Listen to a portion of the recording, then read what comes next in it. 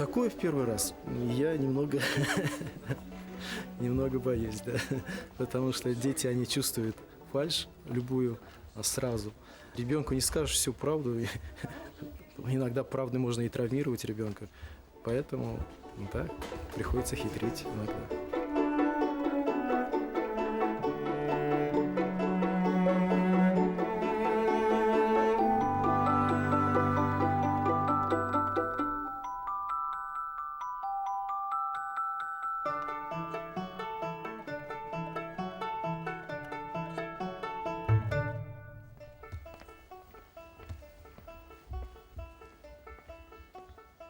Здравствуйте. Здравствуйте. Как настроение? Ну, нормально. Как доехали? Не устали? А я тут рядом живу. Я понятно. пешком дошел. Понятно. Меня зовут Света. Вы всегда хотели стать кинорежиссером? Нет, не всегда. В детстве я хотел быть продавцом мороженого и постоянно есть мороженое. Хотел быть таксистом, потому что любил кататься на машине. Вот. Дело в том, что я из актерской семьи, у меня мама и папа актеры, и мне детство прошло за кулисами театра. И вполне естественно, что я захотел стать актером. Но родители не хотели, чтобы я был актером, потому что это очень трудно. Актер зависит от всех, от режиссера, даже от монтировщика сцены. Вот. И они хотели, чтобы моя профессия была более самостоятельной. И посоветовали стать мне художником. Да. Вот я поступил в училище искусств, на художественное отделение, закончил его. Но вот после армии я все же пошел и поступил на актерское отделение нашего института искусств. Потом немного поработал в театре имени Мажита Гафури. И стать режиссером у меня даже в мыслях не было. Но тогда такой сложный период был в театре, не было режиссера. А актеру режиссер необходим, потому что он ведет актера, следит за его творчеством, дает ему роли, которые ему необходимы для творческого роста. Вот такого человека, который бы вел нас, не было тогда. И вот мы с моим однокурсником Айратом Абушахмановым мечтали поехать в Москву учиться на режиссеров. И эта мечта наша сбылась. Он, правда, закончил ГИТИС, стал режиссером в этом же театре. А я поступил тогда в АВГИК. И, в принципе, не жалею. Работа хоть нервная, но интересная. Я знаю, что Булат Юсупов тоже поступил в АВГИК, и вы с ним как конкурентничаете? Нет, здоровая конкуренция, конечно, всегда должна быть. А так мы коллеги и всегда готовы прийти на помощь. Например, у него там, он снимал недавно художественный фильм «13-й раунд». Вот, он хотел снять там известного артиста, но не получилось его пригласить. И он попросил меня, я вот, можно сказать, выручил, сыграл его в фильме. А кто еще из Уфы выбросил АВГИК и обратно вернулся в Уфу и стал режиссером знаменитым? Ух ты!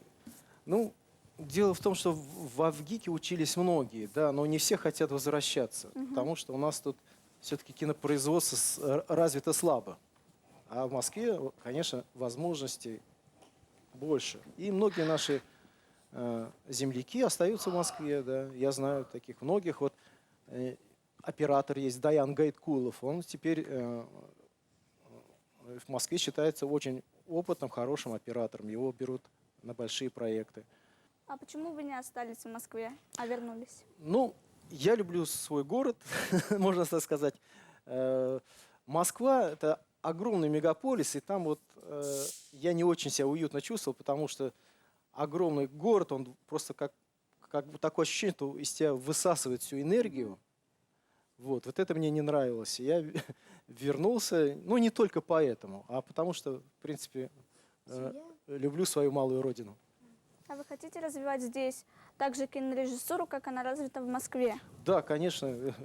Мы все, да, кинематографисты вот, в Уфе стараемся это делать по мере сил, возможностей, добиваемся этого. А куда нужно поступать и сдавать какие нужно предметы, чтобы поступить на режиссера игрового кино? Ну, у нас основные учебные заведения находятся в Москве и в Питере, да. Чтобы попасть туда, сначала нужно пройти творческий конкурс. Он сдается письменно. То есть бывают разные задания. Когда я поступал, были такие задания. Это значит написать автобиографию. Ну, не просто сухие цифры, а какие-нибудь истории. И небольшие сценки из твоей жизни, чтобы там присутствовали. Чтобы, ну, чтобы твою биографию было читать интересно. Здравствуйте, меня зовут Агир. С какими проблемами вы сталкиваетесь на съемочной площадке? Ну, проблемы на съемочной площадке возникают просто на ровном месте. Откуда вроде бы даже и ожидать трудно. Поэтому вообще киносъемочный процесс – это своего рода война с проблемами. Вдруг артист приходит постриженным. Вчера мы его снимали с другими волосами, а вдруг мальчик, значит, приходит и заявляет, что это его постриг директор школы. То есть запретил ему ходить с длинными волосами, и он постригся. Ну вот, это ну, катастрофа, потому что у нас же график, время. Что, мы ищем скорее парик, бегаем по городу, потом стрижем этот парик, делаем его похожим на ту прическу. Ну, но это только вот, одна из мелочей. Бывает проблема, конечно, и похлеще. И больше, да. Расскажите, пожалуйста, как вы познакомились с Маратом Башаровым? С Маратом Башаровым мы познакомились лично в Уфе, когда он приехал к нам на съемки фильма «Ловец ветра». Перед этим мы посылали ему сценарий, который ему понравился. И его мама, с которой он постоянно советуется, Роза Апа, она как бы благословила его на съемки в Уфе, он приехал. И, конечно, мы ожидали увидеть звезду, может быть, были готовы к каким-то его капризам, да, но, слава богу, Марат оказался очень веселым, позитивным человеком. Он очень креативен на площадке, постоянно что-то предлагает, постоянно во время перерывов шутит, рассказывает анекдоты. Ну, не съемки, а песни просто была с ним. Меня зовут Вильдан, и у меня такой вопрос. А вы сильно нервничаете во время съемки? Ужасно. Это очень нервная работа. Ну, вы сами знаете, да, вот вы же здесь на съемках передачи, это, в принципе, похожий процесс. Это ожидание, да, бесконечные, перестановки какие-то. Вот, поэтому, если вы попадете на съемочную площадку, на съемочной площадке всегда есть столик, буфет. Это там стоит кофе, чай, бутерброды. Вот люди заедают свой стресс. Обязательно около этого столика кто-то стоит, значит, и борется со своим стрессом. А вы уже меньше, у вас меньше стресс? Или все равно С такой же? опытом имеешь в виду, да? А? Да, с опытом, с С опытом. опытом, да, конечно. Меньше едите, да? Наверное, да. Спасибо. Да, да. Есть такая традиция писать имена актеров и разбивать затем тарелку. Вы так делаете? Да, это киношная традиция. Правда, там не имена актеров пишутся, а название фильма. И автографы. Нет, не автограф, просто пишется название фильма. Он бьется об штатив, и вот эти все мелкие осколки каждый себе берет на память. Кто из детей играл в вашем кино? Так, кто из детей? Ну, вот, в последнем фильме вот «Ловца ветра» играл Ильнур Ганиев.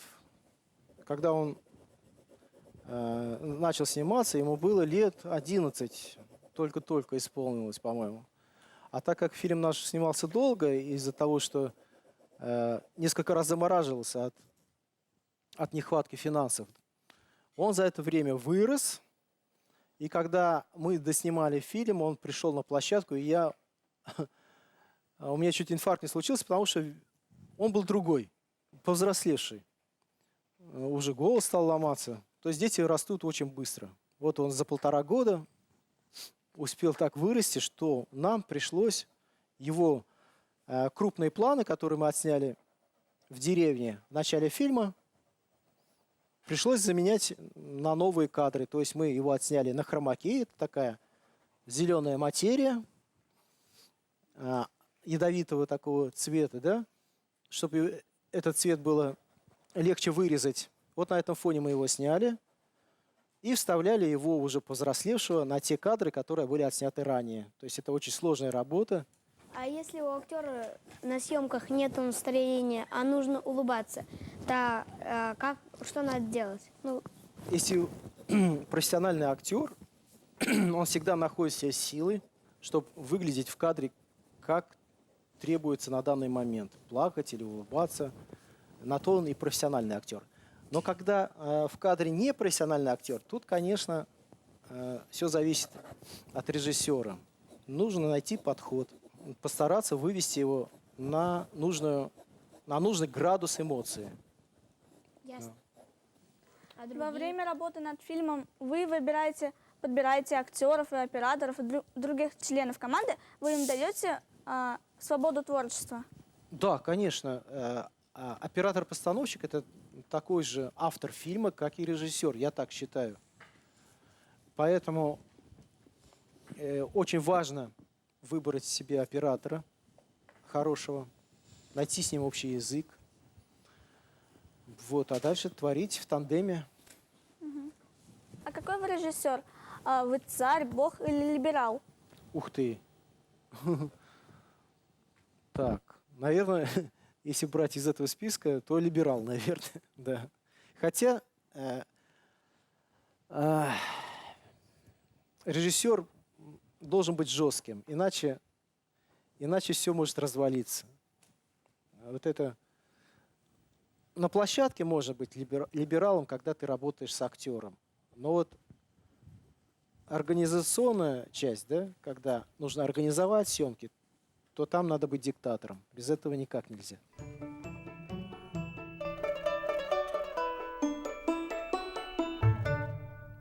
Как вам пришла идея создать фильм «Ловец ветра»? Но эта идея пришла не ко мне, а к автору сценария Айдару Акманову.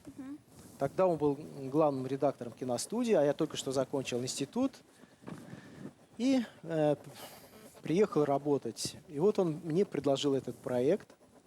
Сейчас Айдар Акманов работает в Москве, главным редактором на одной из московских студий. А какая была ваша первая профессиональная работа? Ну, на поприще художника профессиональная работа у меня была такая: оформление ленинской комнаты. Это был мой такой, есть такое выражение, дембельский аккорд. Вот перед тем, как уволиться, солдату ставят задачу: вот сделаешь, мы тебя уволим, а нет, так еще послужишь. Вот. После этого я ни разу не рисовал. После этого я поступил на актерский. Ну а моя самая первая актерская работа, это, значит, Азат Надыргулов поставил такую свою дипломную работу «Камикадзе». И там он нас с Айратом Абушахмановым, нас еще студентов, взял в этот спектакль играть самураев. А вас не привлекает работа в театре? В театре я иногда ставлю спектакли, да, вот.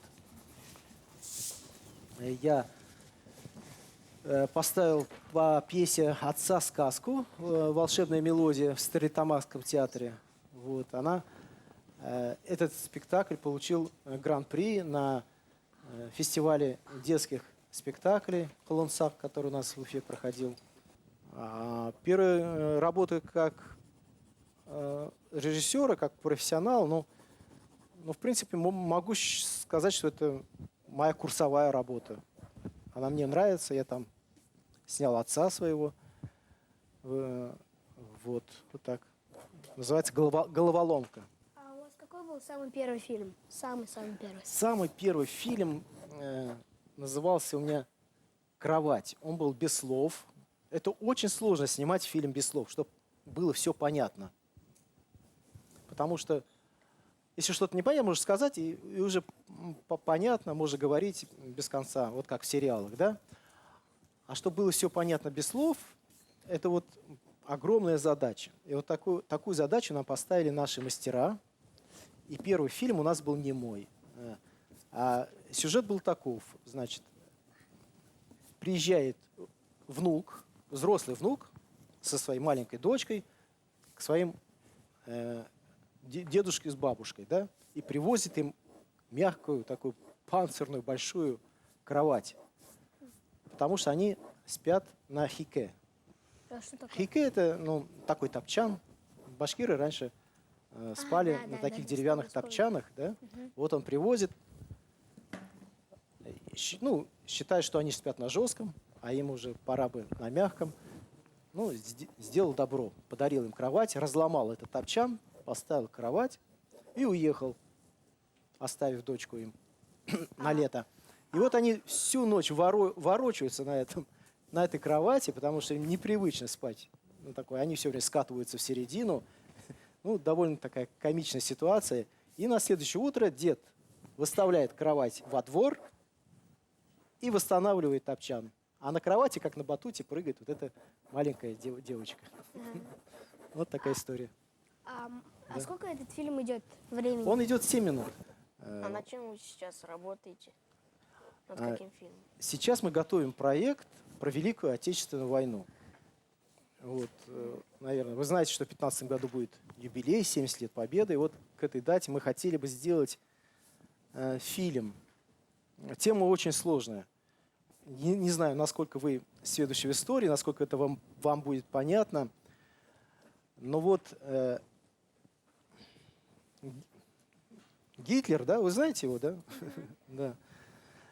Он дал такой приказ во время войны формировать из военнопленных национальные легионы. И вот такой национальный легион был сформирован из татар, башкир, чувашей и других народов Урала и Поволжья, которые понимали татарский язык. И один из батальонов в 1943 году был послан на борьбу с белорусскими партизанами.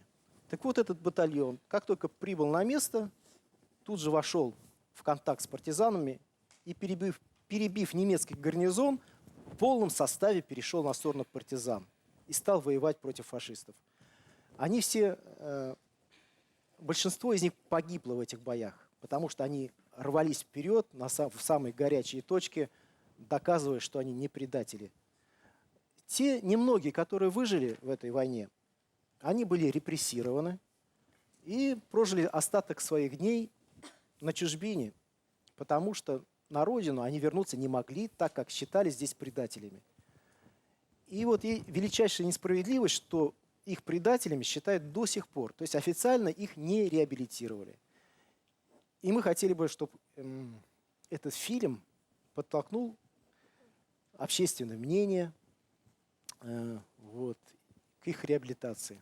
В каком жанре вам интереснее всего работать?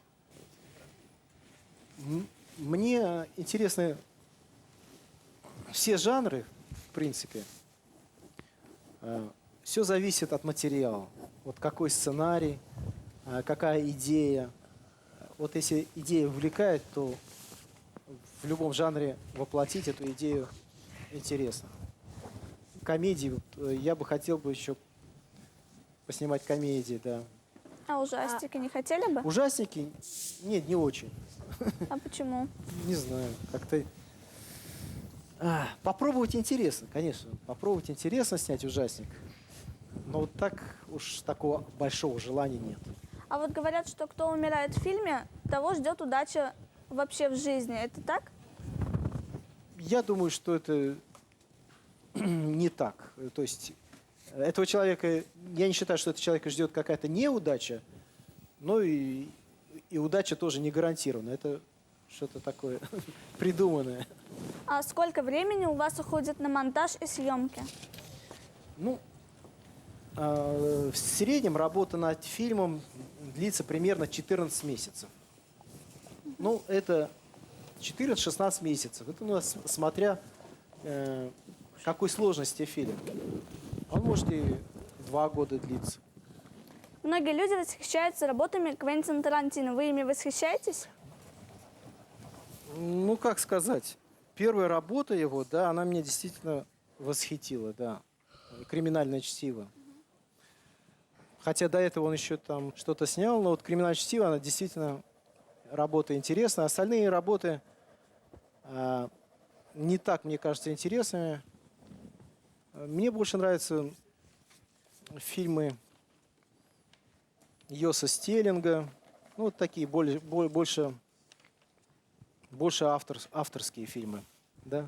Чем отличается европейское кино от американского?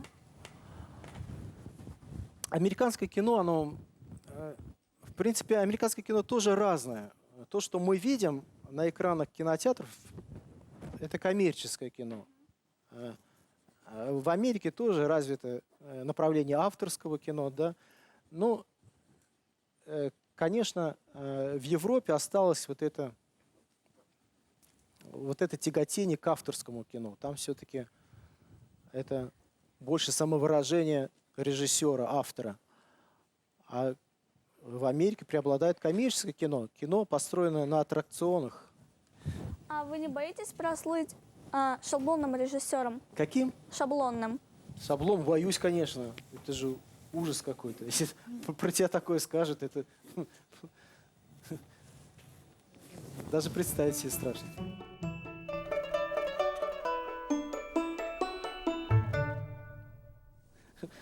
На Да. кого из родителей вы больше похожи?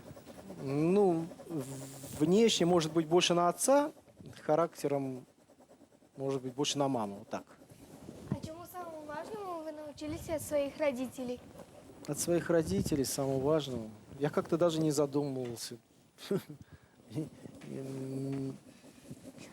Как-то не анализировал это, что именно я взял от родителей. Не знаю, наверное, это любовь к искусству, к театру. Мой отец был актером, драматургом. Он и преподавал актерское мастерство, сцен речь преподавал. Много записывался на радио. Вот. Мама тоже актриса. У меня сестра стала актрисой. Я был актером. Вот так. У нас, можно сказать, такая артистическая семья. Какую сказку рассказывала вам мама? Ну, насчет мамы я не помню, но вот что бабушка мне рассказывала, я это помню, да. Обычно, когда возвращались мама и папа домой, они возвращаются поздно с работы, потому что работали артистами. Да, спектакль заканчивается поздно. Они возвращаются часов в 11, а в 12 часу могли вернуться. К этому времени я уже всегда спал. Вот. Поэтому сказки они рассказывали мне очень редко. А вот когда они уезжали на гастроли, они меня оставляли у бабушки в деревне. Вот бабушка мне рассказывала сказки, да, интересные. А вы в детстве пробовали лед, снег? Снег? Да, Из лед. чего? Из воды, что ли? Ну нет, зимой. Что делать со снегом? Есть. А, есть, пробовать. А, вот. Ну, было, да. Пробовал даже, по-моему, прикоснуться языком к железу, да. Очень Залипал? больно. Сосульки там. Да, сосульки, да, пробовал, конечно. Вы боялись родителей? Да, у меня отец был очень строгий. Вот как так посмотрит, просто душа в пятки. Я боялся ему дневник показывать, если у меня там вдруг нечаянно появлялась эта двойка. А есть такой поступок, за который вам до сих пор неудобно? Ну, наверное, есть. Да, конечно, есть. Таких моментов в жизни, ну, достаточно, когда неудобно. Не хотелось бы о них вспоминать сейчас. Вы от родителей что-нибудь скрывали? Ну, наверное, бывало, конечно. Что-то такое. Двойки? Двойки, да, бывало, скрывал, да. Ну, я учился хорошо по предметам, которые мне нравились. Это история, литература, русский язык, пение, Ну, физкультура. А вот точные науки, какие-то алгебра, химия, они мне как почему-то вот интереса у меня к ним не возникло. Не знаю, чья это вина моя или педагогов, но вот к ним я как-то прохладно относился. А в школе вы бывало, чтобы прогуливали? Нет, знаете, в наше время редко кто прогуливал, мне кажется. Только какие-то отчаянные хулиганы это делали. А у нас была дисциплина все-таки, да. А чем для вас пахнет детство? Ух ты. Что-то не задумался. Но вспомнил эпизод из детства. Значит, когда меня оставляли у бабушки в деревне, я первое время от этого свежего воздуха все время хотел спать. Потому что избыток кислорода, которого нет в городе. И вот, пожив у бабушки какое-то время, я начал уже скучать по городу, по запахам, наверное, города. И когда по центральной улице, значит, мимо дома проезжала какая-то машина, и я выбегал, значит, следом подышать этим газом. Я это помню.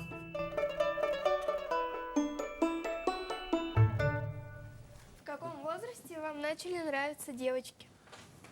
С детского сада. Я помню, первая любовь моя была в детском саду. Даже имя запомнил, Оксана ее звали. Красивая девочка. В каком Я был возрасте? влюблен в нее. А вы потом не продолжали с ней общаться? Ну, потом, как бы, судьба нас развела. Да. Нет, я не знаю, где она. Бывает ли любовь с первого взгляда?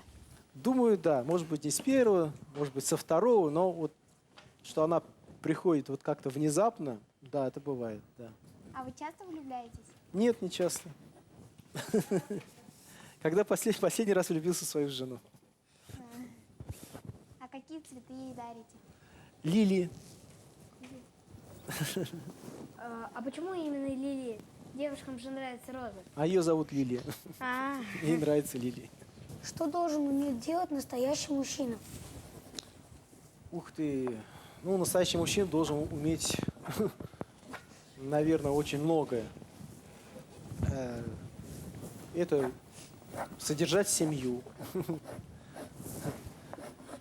найти подход к детям, значит, уметь в быту, ну, забить гвоздь, как минимум. Дома вы тоже режиссер? Нет, дома я не режиссер, нет. Дома режиссер жена. Да. А вы добрый папа? Да, наверное, ну, бываю иногда строгим, конечно. Когда дети расшалятся, надо уметь и Они быть вас строгим. всегда слушаются? Ну как, по-разному. А кого больше слушаются, вас или вашу жену? А жену, наверное, она более строгая, чем я. А сколько у вас детей? Кто-кто? Сын и дочь, да. Алтынай и Оскар, ему 4 года. Красивые имена. А вам нравится рыбалка, охота, там, пикники? Тоже неплохо. Хороший вид отдыха. Редко, часто? Редко. Рыбу я любил ловить в детстве. Это, ну, у нас в деревне такая небольшая речка, мутная такая вода. И когда вот из этой мути вдруг выскакивает такое серебристое тельце трепыхающееся, вот это было просто завораживающе для меня в детстве. А потом я стал жалеть этих рыбок и перестал их ловить. А у вас есть свое хобби? Хобби как такового, ну вот в детстве я марки собирал, да, монеты там, еще какую-то. А на данный момент они Да, а остались? сейчас, да, они до сих пор у меня лежат, значки где-то на антресолях, да, валяются. Ну, сейчас хобби такого, как такового нет. Все время занимает профессиональная деятельность. А так мне очень нравится архитектура. Я очень люблю хорошую архитектуру. Вот когда я работал в Питере, я просто часами мог ходить по городу, смотреть на эту красоту. Вы когда-нибудь сочиняли музыку? Музыку? Нет, я вот, к сожалению, не музыкальный совершенно человек. Но вот с композитором приходилось работать. Когда над фильмом работаешь, там в фильме обязательно должна быть музыка. И вот мы работали с Уралом Медельбаевым. Ну, конечно, вот то, что у меня нет музыкального образования, это, конечно, большой минус, потому что иногда я не мог объяснить, что хочу. То есть, если бы у меня было музыкальное образование, наверное, понять меня было бы ему легче. А когда он говорил, ну, напой тогда, я тоже петь тоже я не умею. Вот такие сложности. Но, тем не менее, вот у нас получилась неплохая работа. А вам нравится рисовать? Наверное, не очень, потому что если бы мне нравилось, я бы рисовал, наверное, постоянно. А так, ну, когда учился, нравилось, да. Когда учился, я любил рисовать как раз портреты очень. Особенно глаза. Как говорят, глаза – это зеркало души человека, да. Вот когда глаза получаются в портрете, то и портрет получается похожим. А сколько у вас друзей ВКонтакте? Или вы не сидите в соцсетях? Нет, у меня есть страничка ВКонтакте, потому что попросили так открыть в школе. Потому что там публикуется информация, необходимая для учебы моей дочери. А так я и не думал открывать. Я не люблю, честно говоря, эти соцсети. А вы часто смотрите телевизор? Телевизор, ну, в последнее время не очень. И, честно говоря, телевизор считаю злом большим, который отнимает время и мало чего дает. А вам не нравится, что ли, комедии там, например, на СТС, уральские пельмени или там... Да, иногда я смотрю, да, уральские пельмени очень интересные, у них номера бывают. А какой самый лучший или самый смешной для вас герой? В уральских пельменях, да. Да. Я их не знаю по именам. Мне кажется, там важен ансамбль. Они все друг друга как-то дополняют. И трудно выделить кого-то. А вот именно как ансамбль они очень интересны. Часто вы смеетесь? Я люблю посмеяться, да, но не часто, наверное. Я человек, наверное, по природе своей не очень веселый, но посмеяться люблю, да. А когда вы последний раз от души смеялись? От души прям. От души. Ну, наверное, сын меня смешил, потому что он как бы учится разговаривать.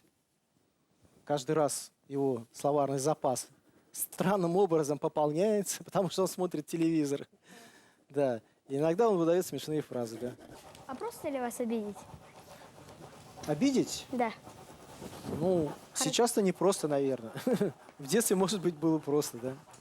А у вас есть на данный момент автоправа? Нет, А вы не хотите их получить? хочу. А какую машину вы хотели бы, если уже? Ну, красивую. Я в машинах не разбираюсь, но А марку? и в технике я тоже не очень разбираюсь. Я всегда выбираю по дизайну. Если дизайн мне нравится, я беру. Наверное, с машиной будет то же самое. А марка? Ну, можете какие-нибудь, знаете, марки? Infiniti. Вы ее и купите, да? Может быть. Может быть, Mazda. А вы летали когда-нибудь в космос?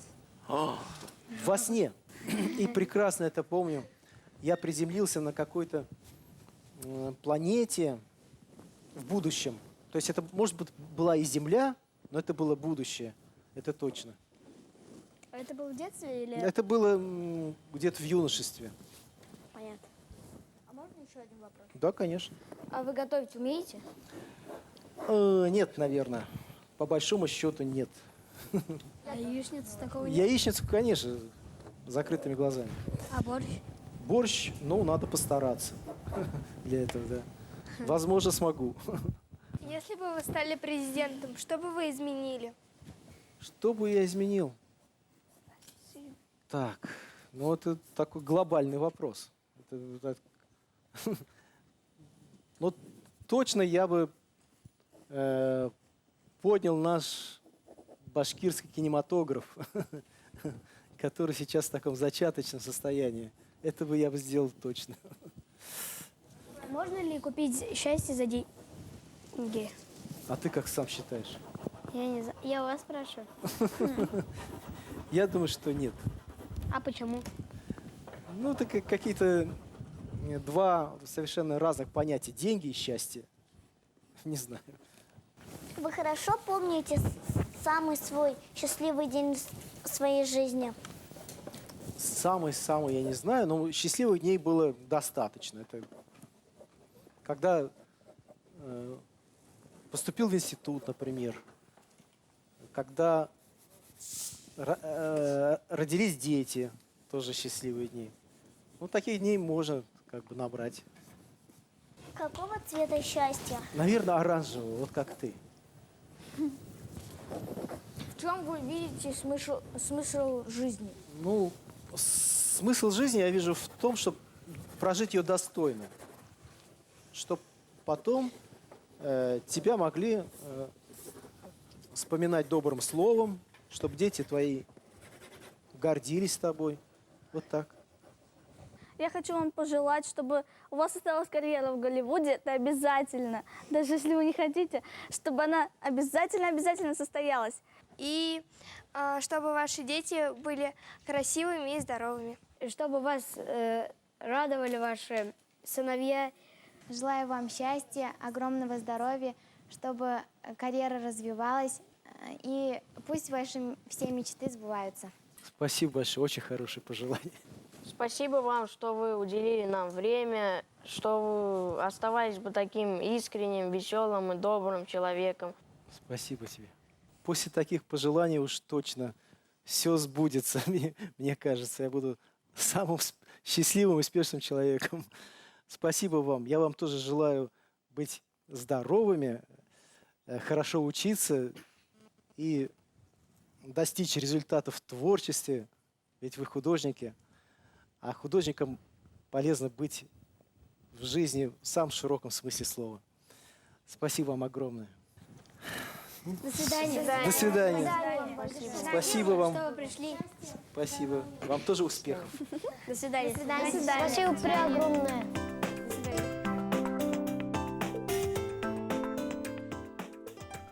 Все-таки такое интервью такого объема я ни разу не давал. Были, конечно, сложные вопросы, на которые как смог ответить. Это своего рода экзамен был, но все-таки общение с детьми оно принесло массу положительных эмоций. Вот, и надеюсь, они меня оценят тоже положительно. Не скажут, что он врун. Дети всегда рисуют интересно. Они непосредственно, искренне в своих эмоциях и в своих работах. Ну вот, я выбрал работу Вильдана, который был самым активным у нас, который задавал много вопросов. Вот, и он нарисовал не только мой портрет, но и тут изобразил, что он желает, наверное, мне, это значит иметь большое доброе сердце, наверное, или любовь. Плюс тут нарисована камера, значит, это чтобы удачная карьера, наверное, он мне желает. Здесь он нарисовал зрителей, чтобы у меня был свой зритель. И вот здесь такая мускулистая рука, наверное, чтобы я занимался еще спортом. Вот. То есть подошел с фантазией. Вот, спасибо ему за такой портрет.